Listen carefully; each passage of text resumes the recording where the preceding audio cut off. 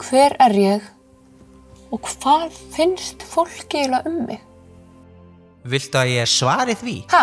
Nei, er við byrjuð? Já. Hæ, verið velkomin í þáttinn minn. Ég heiti Vera og þetta þátturinn Réttindi barna. Vera, Ha? hvers vegna spurðirðu sjálfa þig að því hver þú værir?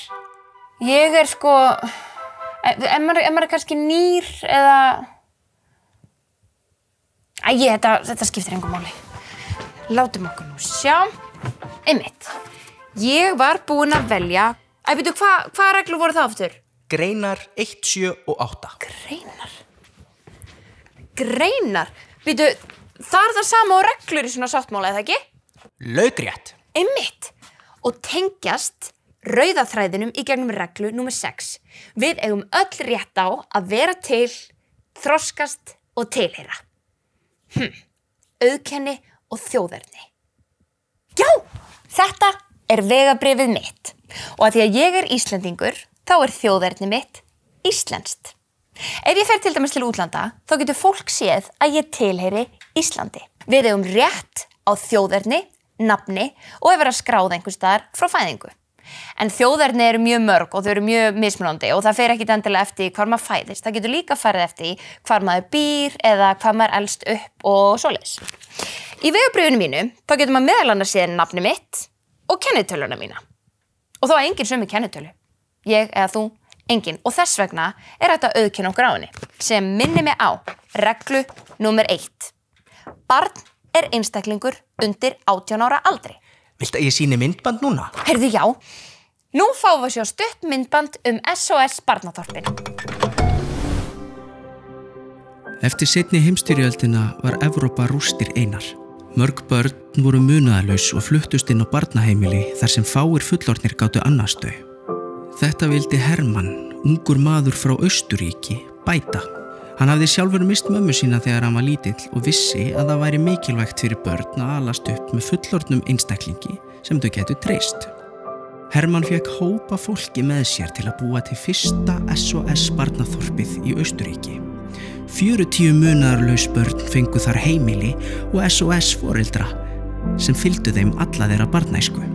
Hugmynd Hermanns var sú að ef börnin fengi að alast upp á öruggu heimili hjá kærleiksríkri fjölskyldu gætu þau sjálf miðlað kærleiksríku uppeldi áfram til næstu kynslóða.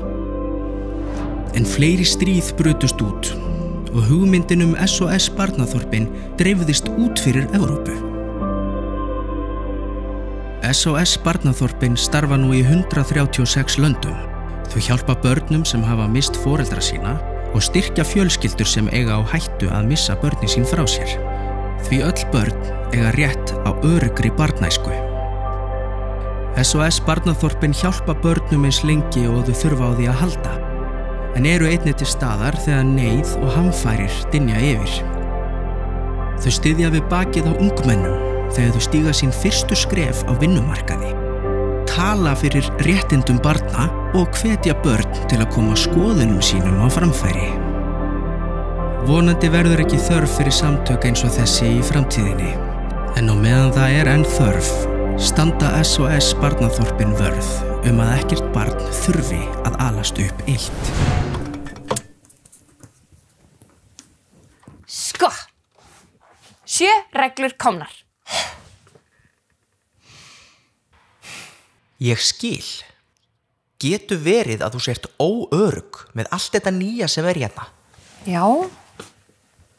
Hvernig vissir þú að... Það svo algengt að fólk óttist það sem það þekkir ekki. Kannski þarftu bara að gefa þeir lengri tíma til þess að kynnast öllu betur í stað þess að hafa áhyggjur. Já, og þá verða nýju hlutirnir ekki lengur nýjir og áhyggjurnar kannski bara óþarfar. Já, vonandi. Oftast eru hlutirnir ekkert svo slæmir, þrátt fyrir að vera öðruvísi. Nei, en ef þeir verða slæmir, þá líka gott að muna að maður á réttindi og maður má vera til og maður má segja skoðanir sínar og tilheyra og vera með. Vel orðað. Takk, Tæki. Þetta eru góðar reglur. Já, ég ætla bara að slaka svolítið á og ég ætla að gefa mér bara betri tíma til að aðlagast og kynnast öllu þessu nýja hérna. Ég þarf ekki að breyta í hver ég er.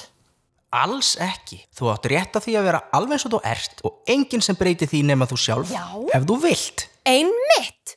Það áheldur ekki að skipta neinu máli hver maður er eða hvar maður er til þess að líða vel í eigin skinni og tilheyra.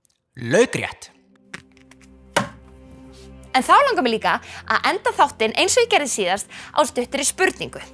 Hvað gerir okkur að okkur? Og hvernig öðlumst við sjálfstraust til að þora að vera við sjálf? Og hvernig langar okkur að vera í framtíðin? Spjallið aðeins það, en þangað til næst, láta ykkur líða sem best og